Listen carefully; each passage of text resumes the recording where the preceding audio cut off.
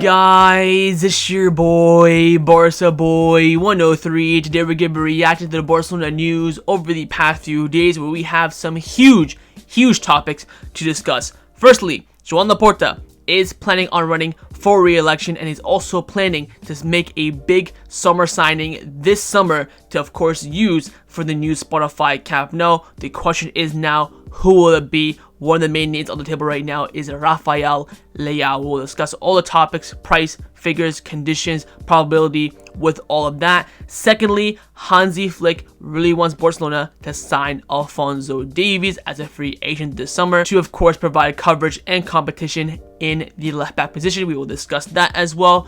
Thirdly, the biggest news around Barcelona over the past few days, the completion of the historic renewal with Nike. We're going to have all the details, all the logistics around the operation, and if Barcelona are back in the 1-1 rule or not. And last but not the least, with the renewal of Nike, Barcelona next season are expected to be collaborating with the Kobe Bryant brand in a historic business venture for Barcelona, and we'll discuss all the details around that. What kits will be affected? Will there be merchandising? What's the collaboration gonna be looking like? We have all the details in this video. But before we get into it, make sure you guys smash that like button down below. Let's try to get the 200 likes on this video. It would be very much appreciated. Also, if you are new, make sure to subscribe down below if you haven't already, and let's get into it.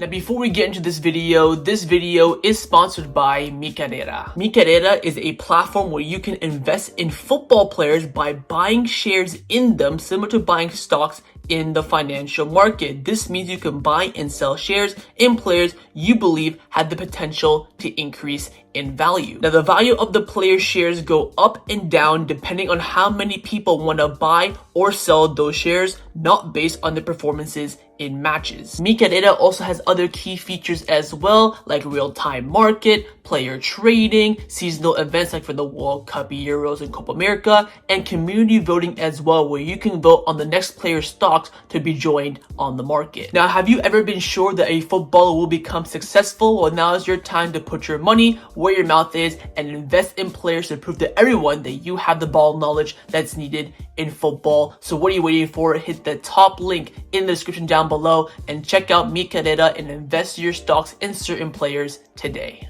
Let's start off with the transfer news over the past few days. And the first topic that we're going to discuss is around Joan Laporta wanting to sign a big player for the reopening of the Spotify Camp Nou. This is coming in from Tony Juan Martí. He's come out saying that Barcelona are confident of making an important signing next summer. They must decide whether to bet on a winger or a striker. Joan Laporta dreams of a top signing for when the new Spotify Camp Nou is ready. This is very interesting. Now, I think that the club should be targeting more so the summer of 2026 than the summer of 2025, because in 2025 the Camp Nou is not even going to be done yet. We're going to be open at 60,000 capacity instead of the whole stadium being open.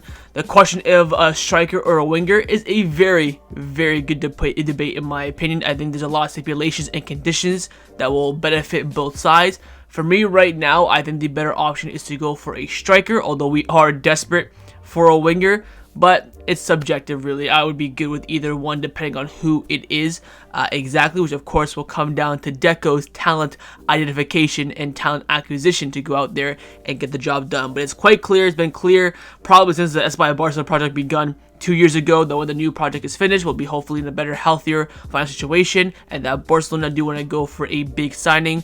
Well, we haven't had a big signing since probably Antoine Griezmann, like signing like one of the best players in the world. Of course, we signed Lewandowski, but he was kind of aging. Rafinha was like upcoming talent. Koundé, which is a really good player. We haven't signed like a world beater since Griezmann. He was coming in as one of the top 3 best players in the world at Barcelona. Of course, didn't work out. Taking away, of course, the price tag. Probably before that was Frankie de Jong. That's a big summer signing. But we'll see what the club do. Again, it's going to be a lot of work, movement in the working. I don't think it's for this summer. I think it will be for summer 2026. But if it's for this summer, we'll wait and see what the club do identify.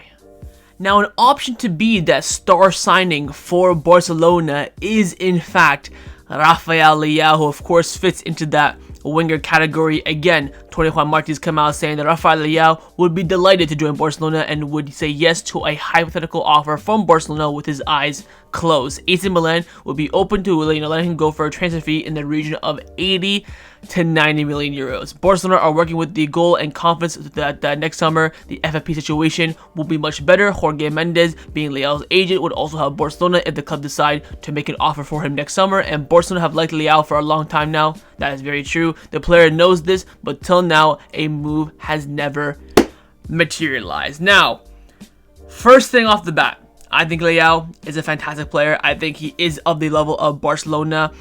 Is he a superstar signing? Screams like a Koundé and Rafinha from, 2 summers ago, in my opinion. That price is, for me, the turn-off. For me, I think Leao is a 60 to 70 million pound player from a Barcelona perspective. Of course, he goes to another team, it could be different, but from what I see, him coming in to compete with Rafinha and Lamine Yamal for those winger positions, I wouldn't spend more than 70 million package. So 60 million fee, 10 million variables. This fee matches the player in the sense that he's going to come in and be a starter for Barcelona. If he's, let's say we sell Rafinha or something happens, or Lamine Yamal retires some more and we're starting him as a starter, the price makes a bit more sense. But he's coming in to provide competition for those wingers and also some coverage as well between all three of them. That price for me is way, way, way too high. For a player who on his day is worth it, but when he's inconsistent isn't worth it, questions need to be asked. Now again, I'm going to bring up the other name, Nico Williams. He will be 60 easily with his release clause, and let's say Leao's minimum price is 80.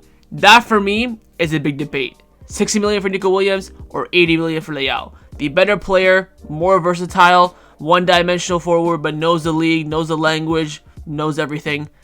It's a debate to have, cheaper as well. We'll wait and see. I think it's really too early to even tell, especially when the club haven't decided to go for either a striker or a winger quite yet, because again, Lewandowski's aging. Is there really trust in Pau Victor? What's going to happen with Ansu Fati as well? Are we going to bin Ferran Torres? I think a lot of the exits as well will be having strong implications on who we bring in as well. But Leao's name is definitely an option, and it's on the table. It's being discussed. He's looking for maybe one eye away from AC Milan. His agent Jorge Mendes has been offering him left, right, and center to all these top clubs, and Barcelona are one of those clubs that do remain interested in him. So wait and see. Again, it's just interest right now, nothing concrete. No move has been made, but once the interest is consecutively and consistent, it will gain momentum and grow into something bigger. Now, a player that the manager Hansi Flick is very keen on Barcelona signing is Alphonso Davies. Now, according to Christian Falk of Bild in Germany, Hansi Flick wants Barcelona to sign Alphonso Davies. Now, we've talked about this on the channel quite a few times now. I think if the club want to go for Davies, they have to make a decision in regards to Alejandro Balde. Is he good enough? Do they believe in his talent and his potential to grow even to a bigger and better fullback? You cannot have both, in my opinion. That's just too good. It's like having Messi and Mo Salah as your right wing options. It's just too good, because one of them is going to get really upset.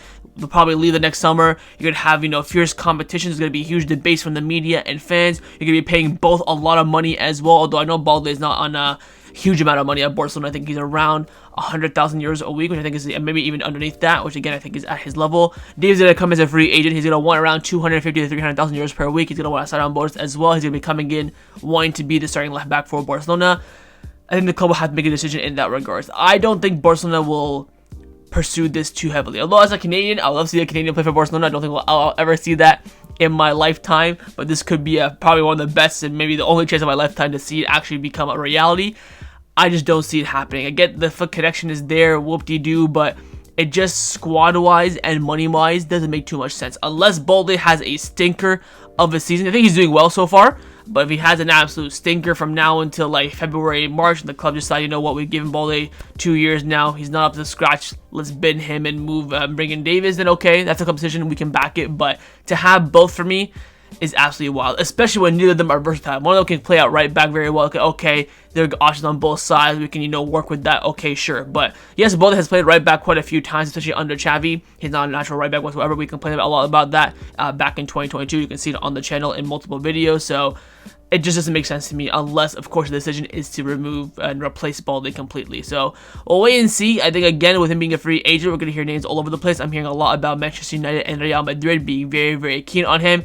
Two teams that don't have a good left back, where Barcelona do. Of course, Luke Shaw with United, injury prone. Ferland Mendy, beyond inconsistent there. So he would have a really easy task going in there. And also, Shaw versus Davies, that's, you know, a good balance. And of course, Ferland Mendy versus Davies is a good balance as well. But Balde and Davies, I think, is too competitive, and it's too of high level to rely upon. So we'll wait and see how things do turn out in this regards. But again, it's quite clear that Flick is very keen on Davies. I think Davies would definitely be open to join Barcelona. He talks about Barcelona a lot in the media over the past few years, that he really likes the club and Messi and all this stuff. So I don't think the transfer is difficult in that sense, but I think it's difficult in regards to making that decision in regards to squad harmony.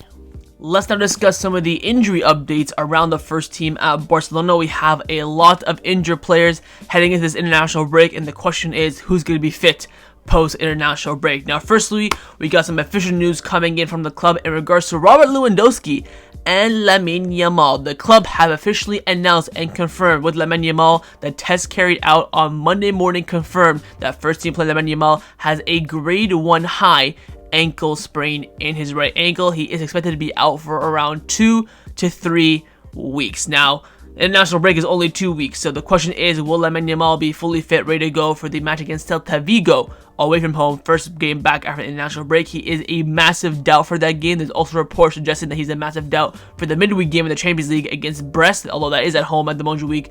We should be okay in that regards. The following game after that, I think it's Las Palmas at home, so hopefully he'll be back during that first week of the post-international break. But again, we'll miss the international break, so waiting for official confirmation for Spain dropping him out of the squad. He's not been dropped from the squad official quite yet, but it looks like that he will be. So international break off for Lamine Yamal, and also for his strike partner in Robert Lewandowski. The club confirmed he had a lower back injury following the match against Real Sociedad, and he'll be out for around 10 days. So of course should be back for that game against Celta Vigo. Poland have already dropped him from the squad as well. So nice cheeky little rest for both these very important players, with Lamine Yamal having an injury where Lewandowski more so a bit of a knock, just needs some rest to really recover from that. So of course, perfect for both of them, but hopefully Lamine Yamal will be back for that Celta Vigo game. If not, hopefully the Las Palmas game the following weekend. Next injury update is on Pau Cubarsí, who of course was not called up to the Spain national team and also have the whole international break off. And according to Fran Martinez from Mundo Deportivo, Luis de la Fuente, the Spain manager, called Pau Cubarsí before releasing the squad list and assured him that he was interested in calling him up if not for his injury. Cubarsí wanted to get the call up regardless, but the federation preferred not to take any risks with him. Perfect. And of course, this squad list coming up for Spain before the Sociedad game was very, very important, because they felt like, oh, 10 stitches, let him rest. But of course, Cubarsí did play against Sociedad. I think if he did play that game before the Spain list squad came out, they probably would have called him up. So we dodged a massive bullet there. Another 2-week break for Pau Cubarsí. Very, very important. Another player who will be getting a 2-week break is Hector Fort. Now, of course, Fort was injured before this match against the Red Star with a bit of a lower back problem, if I'm not mistaken, but it looks like he will be pulled out of the Spain under-19 squad as well, and will stay in Barcelona during the international break to recover, according to Sport. Again, good news, even though he's a player who doesn't get too many minutes. If he went on international duty, it would have been fine, to be honest, but cheeky little rest there for Hector Fort as well, even though he probably does not need it. Should be back post-international break, of course. Next injury update is on Frankie de Jong, who of course was subbed off at halftime against Real Sociedad with a bit of a knock. Again, as I was watching the game, I was telling you this, it was very obvious. He got 2 back-to-back knocks. That knee-to-knee clash, then that high grazing ankle tackle. And apparently, Frankie de Jong was crying at halftime because he was scared he was going to be suffering another relapse with his ankle injury, which just shows that ankle sprain, how much it did affect him mentally. Of course, he was out for 6 months for an injury that needs only about a month and a half, 2 months to recover. So shows how much that affected him. But following the match, having been given from EYEING confirmed that Frankie de Jong will travel to the Netherlands camp for the international break. And also Candace reported that Frankie de Jong only has a little bit of a bruise in his tibia and his left ankle. There's no injury. And during the match against Sociedad, he was substituted as a precaution. Again, according to reports, he was crying in the dressing room. Now, Coleman, of course, the Barca legend, not as a manager, and the Netherlands coach did confirm that Frenkie de Jong will be part of the squad. He said, look, that Frenkie de Jong needs to play some minutes to get back at the top level. He's not at the top level right now, so I have no issues with Frenkie de Jong going there. Hopefully a different environment will help him grow and get back to full match fitness in an environment that's, you know, much more comfortable and, of course, less pressure than Barcelona. So I have no issues with Frenkie de Jong going out for international duty. I think it hopefully will bode well for him. And the final injury update that we do have is on Marc Bernal. Now, Sport came out saying that Marc Bernal has completed the first phase of his recovery. Additionally, he has now returned to La Masia and is no longer in need of the hotel close to Ciudad Deportiva Joan Gamper, where he has been staying. Bernal is aiming to be ready for preseason. So again, first phase is done now. It's going to be all about recovery, physiotherapy. Hopefully, he'll be on the grass, I would say, come end of May-ish. That would be a good time for him to get at least a month or two before preseason. But again, his goal is to be fit for preseason for Barcelona in the summer of 2025. Let's now discuss some of the news starting Barcelona over the past few days. First up, a very positive report, in my opinion, about a position change that's going to be expected to be coming in for Eric Garcia, who again hopefully will be fully fit after the international break. Now, Tony Juan Marte came out saying that once Eric Garcia returns from injury, he will be used as a center back rather than a pivot. With the midfield overcrowd, the defense could use more options, as Sergio Dominguez is currently the only backup for Paco Barca and the Inigo Martinez center back pairing. Thank God for that. Of course, with Xavi coming in back from his injury, who will be absolutely huge for Barcelona post international break, we have enough coverage in the midfield, and it's time now to provide some coverage for that center back partnership. Of course, Eric Garcia has been complaining that he wants to play as a center back. I think he will get his moment, and again, more options to rotate the center back partnership. Both Inigo and Barca have played every single minute of every single game this season. Of course, they've started every single game, apart from when Sergio Dominguez switched out Barca in that Osasuna game. They both started the whole entire fixture. So having Eric Garcia coming in there will be important, and it will be very, very interesting to see how Eric Garcia adapts as well, i.e. in regards to the high line. Can he keep it? Will be able to maintain that pressure, of course, and will he have that recovery speed as well to get back in case the high line isn't successful? That will be the big question. But having another option in there, again, is Eric Garcia better than Sergio Dominguez? The answer is yes. So that's going to be another reliability that we can have upon in the center back partnership. So we have, a boring game against Las Palmas at home. We can rest Inigo. We can rest Barca, that we have been resting other key players in the midfield, attack, and even the fullback position. Now, speaking about the Barcelona midfield, we of course have a report coming out about one of the breakthrough stars in Barcelona this season, in Marc Casado. The question was, he's so good, why didn't Xavi use him at all last season when we were desperate for a pivot option? That's what we saw, of course, Christensen playing there a lot. Gabriel Sanz of Mundo Deportivo came out saying that although many calls did not translate to much playing time, which drew up some criticism, the relationship between the coach and the player was excellent. Xavi always explained the situation, and Casado always accepted it. Xavi believes that some players have a natural talent while others need time to grow and improve, and he saw Casado as the one that needed that process. Casado understood this, even considering leaving Barcelona when he got offers from outside, but Xavi convinced him to stay, saying that he would have chances this season. Eventually, of course, Xavi left the team, and Casado got his chance that he deserved. So in the end, Xavi was planning on using Casado this season, but last season he felt like only players of actual talent would be given a chance, and those players needed to grow and improve based on minutes. We're not going to be given that chance too much. That's why Casado played a lot for Barca Athletic last season, because Xavi felt that was better for him, and better for him to grow as a player and as a person. In the end, it all worked out. Of course, in regards to Xavi getting sacked, that didn't really work out the way it planned, but in regards to Casado's trajectory, it all worked out well. So that's maybe one of the reasons why Xavi did not use him last season, because he felt like some players have natural talent, which maybe he didn't think Casado had too much, but he needed time to improve and grow to show that talent on the pitch. That's why he didn't really trust him last season in those key moments where we needed a pivot. Now, we also have some updates in regards to the scandal that happened last weekend against Real Sociedad in regards to VAR using the wrong foot for the technology and Barcelona getting robbed of a goal. Yada yada yada. Now, according to Rafael Mundo Deportivo, Barcelona will ask the CTA, the technical committee of referees, for clarification on the offside call against Robert Lewandowski, as the images provided do not clearly show that the foot appearing to be ahead of the actual player belongs to the Barcelona striker. The club wants to stress that their intention isn't to show outrage at the referee in the Anoeta, but simply to understand how the semi-automatic offside system works in reality, where the referee intervenes to generate the images images and how it's possible that the final visual output can differ from the real images. The club are saying like, look, we don't want to, cause any issue. We just want clarity on our end to improve and to look out for in the future. Which again kind of links you back to the Nogueira case, which is why Barcelona paid Nogueira 7 million euros over the course of, 10 or 7 years, something like that, because they want to, grow and get information to better their chances on the pitch. This is pretty much the exact same thing. Again, this game is not going to get overturned. The call is not going to be overturned. There won't be an official announcement. Maybe the club can get some clarification from the CTA or the RFEF, but apart from that, nothing will change. It's the call that Barcelona has been given on the pitch, and nothing will change from that, which of course does suck. But wait and see if the CTA or the RFEF give anything to Barcelona. I honestly don't think they will. If they do, that I respect that a lot, and that shows again commitment to improve the game and to nullify and neglect errors, but I don't think they will. I think they'll ignore this request completely. Of course, we saw this last season with the Lamine Yamal ghost goal in the Casado as well, where Barcelona were way more outraged in that sense, and they got absolutely nothing back, and I think this will be the exact same case, but we'll see if things will change. But again, like I've said a million times, I'll say it again, this is Papa Paris' league, and we live in it, and the only way to win this league is to do 2 times better than everyone else. If you just do the bare minimum and you just, skate by here and there, you will not win this league.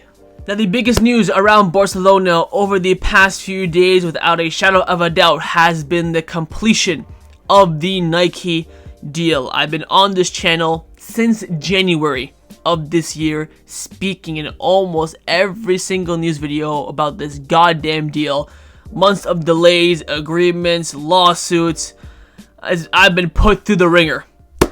But we have an end to it. Barcelona have reached an official agreement with Nike, and it's all been signed, sealed, and officially announced. And I'll take you guys through the timeline of this deal being completed. First up, Raccoon were the first outlet to get the scoop, saying that Barcelona's board has approved the new agreement with Nike in an extraordinary meeting. Now all that's needed is Nike's final approval to get the deal done. From 2024 to 2028, there'll be an increment of 48 million euros per year, including signing bonuses. And then from 2028 onwards, the increment will be between 58 and 60 million euros. Sport then came out confirming it that Joan Laporta informed the board directors during the meeting a few days ago that the club has reached a complete agreement with Nike to extend their contract with the board members, giving their approval. Raccoon also confirmed that the contract with Nike will be extended until 2038 and will have a total value of the whole entire deal of 1.7 billion euros, and that is a juicy number. Fernando Polo of Mundo Deportivo also confirms as well, saying that Barcelona's agreement with Nike includes a renewal bonus of around 158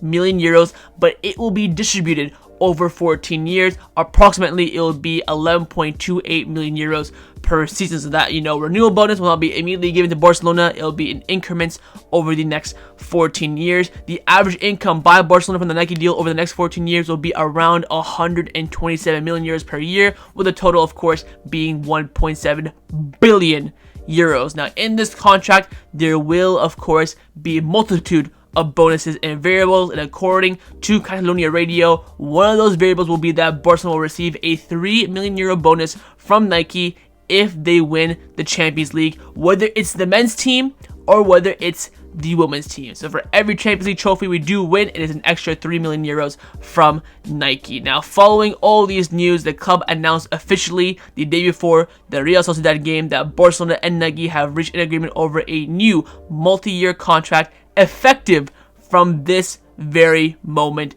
in this season. This right here on the screen right now is the official announcement, and they came out, the club officially saying that Barcelona and Nike, 2 leading brands in the sport industry, are pleased to announce a new start of a multi-year partnership agreement starting effective this season that brings a new collaboration strategic plan model between the 2 organizations. This new partnership consolidates Nike as a main partner of the club and officially technical partner across all platforms and amateur teams, bringing a unique model that strengthens the brands associated and fuels the global retail and licensing businesses. Nike has been a key strategic role for the club's retail operations together, and with Barcelona licensed and merchandising, again BLM, will join forces in developing of specific plans related to the product creation, supply chain, and also global distribution. So again, no numbers were officially announced or released in the statement. They just said that we have, agreed a deal pretty much. Now, following the deal, the question now is, are Barcelona back in the 1-1 rule? Not quite yet. we're basically almost there. We're basically at the finish line. Just one more thing needed to be, and that's of course the funds in regards to Barca Vision. La Vanguardia came out saying that signing with the Nike deal was necessary to improve FFP, but it's not totally enough yet. League sources confirmed that they have not yet studied the details of the contract, but believe that it will not be enough to return to the 1-1 rule. The reason is that Nike does not pay the 100 million euro in one lump sum, rather than, of course, distribution annually until 2038. So the reason why this deal does not bring us back to the 1-1 rule is because of that bonus that we talked about from the Fernando Porto report, the 158 million euros that will be distributed over the 14 years of the deal. That is why. If that was a lump sum immediately, we'll be back in the 1-1 rule. But since it's not, it's going to be distributed over the 14 years. That's why Barcelona need a bit more wiggle room in that regard. But one of the sources from the board of directors accept this possibility and consider that reaching the 1-1 rule is necessary to conclude more of the Barca Vision agreements. As again, the liberal football finance, stuff like that. The other deals that we had that weren't paid immediately quite yet. So again, that Barca Vision stake sorted out, that will of course bring us back to the 1-1 rule. So the reason why again this Nike deal does not bring us over the edge is because that sign-on bonus will be distributed over 14 years and not a one-time payment immediately. But at least this deal is done. Bloody hell, have we been waiting for this. I thought it would be done by November. We're now, of course, November 13th. This deal was done, of course, officially on November, what was it, 10th or 9th or something like that. So close enough. I mean, we'll take it. Don't have to worry about this anymore. It's, of course, a huge deal for Barcelona. Will be on par with a lot of, the main manufacturer operations, but they're going to get renewals probably in about 4 or 5 years' time. That'll probably push them over the edge of Barcelona. Then after that, we'll have to push the edge with Nike as well. But it's a historic deal. No lawsuit needed. No Puma, no Adidas, no New Balance, no all this other crap. We're going to do our own manufacture as well. We're sticking with Nike until at least 2038 in a historic long-term deal with a lot of bonuses and money involved for Barcelona, but not quite back yet in the 1-1 rule. Now, one of the benefits of the Nike deal is now showing full flow in front of our eyes. Of course, that's a possibility of doing collaborations with other entities linked with Nike, and one of those being the Kobe Bryant brand. Now, according to Memorabilia, Barcelona will launch the Kobe Bryant brand Mamba collection for the 2025-2026 season, featuring the iconic logo on the away kit, shorts, training gear, and various pitch to street essentials like sweatpants, track jackets, and caps. This will be Barcelona's, and this will be the club's largest collaboration to date, enhancing both the industry presence and also the business growth. We, of course, last season did the collaboration with Pata, what was Nike, Pata, and Barcelona. Very simple launch, simple collab. I got the shoes, but everything sold out pretty quickly. But now we're expecting the same thing, but with the Kobe Bryant deal. You're probably wondering how's this going to happen, what's it going to look like. You can see that now on the screen. Fernando Porto also, by the way, confirmed this as well, and the collaboration between Barcelona and the Kobe Bryant brand is going to be similar to what PSG did with Michael Jordan. So you can see there on Pedri on the right hand side, you can see instead of the Nike logo that you see on this kit here, it will instead be the Kobe Bryant Mamba logo. Now, of course, PSG, this with Michael Jordan a few years ago. I think 2 years before they signed Messi, they of course had the Air Jordan collaboration where they had the PSG kits with the Air Jordan logo here instead of the Nike deal. They had some shoes and footwear. It was pretty fire, I'm not gonna lie.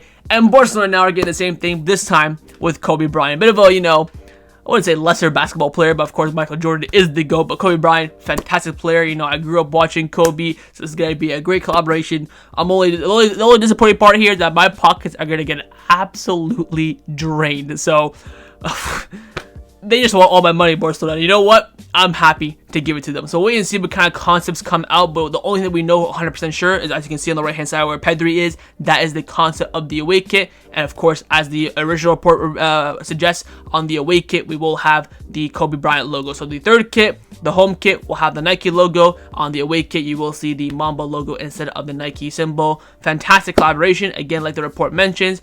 Global growth, a great business opportunity for Barcelona. Cannot wait to see what merchandise they do drop and the potential looks of it, because it's gonna be absolutely fuego.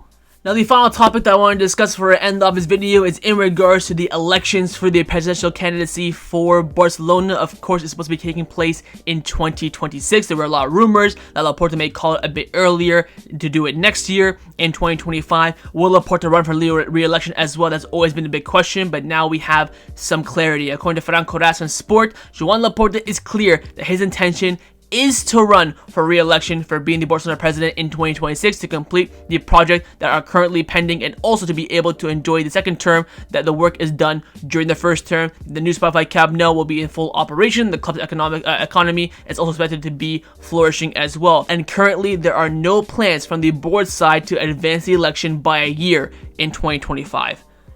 Thank God. Couple things here. Number one, could not agree with that report more. Laporta deserves to run again, and he will win again.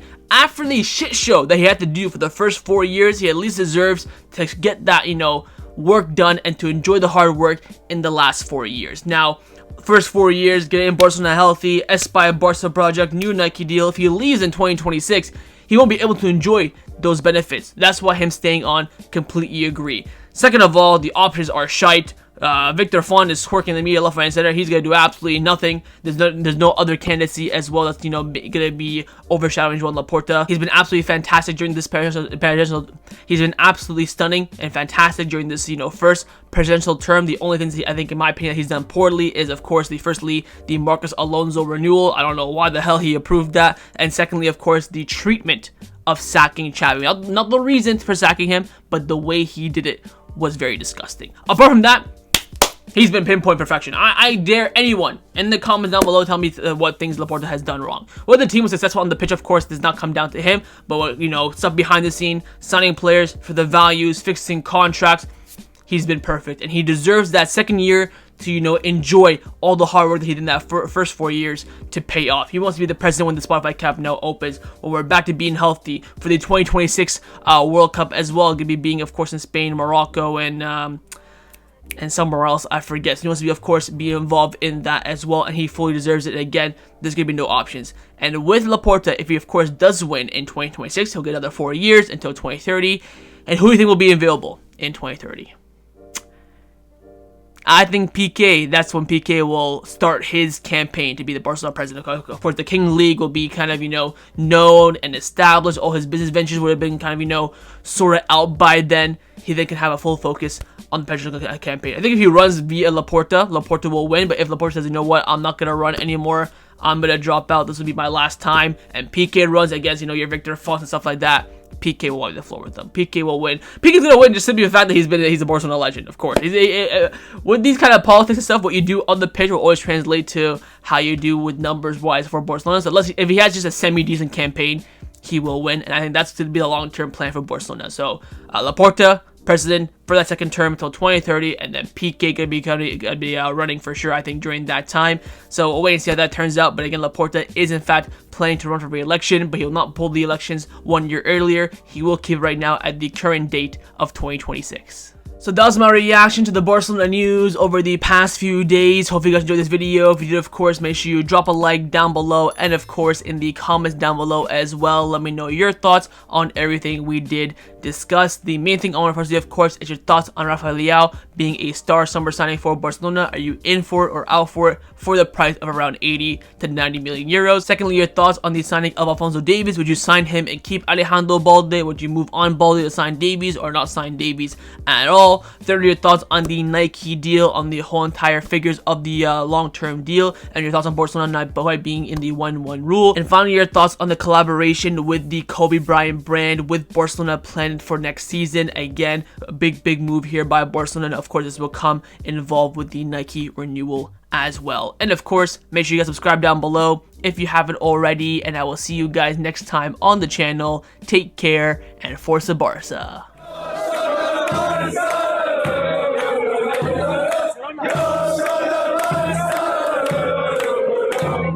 Yeah.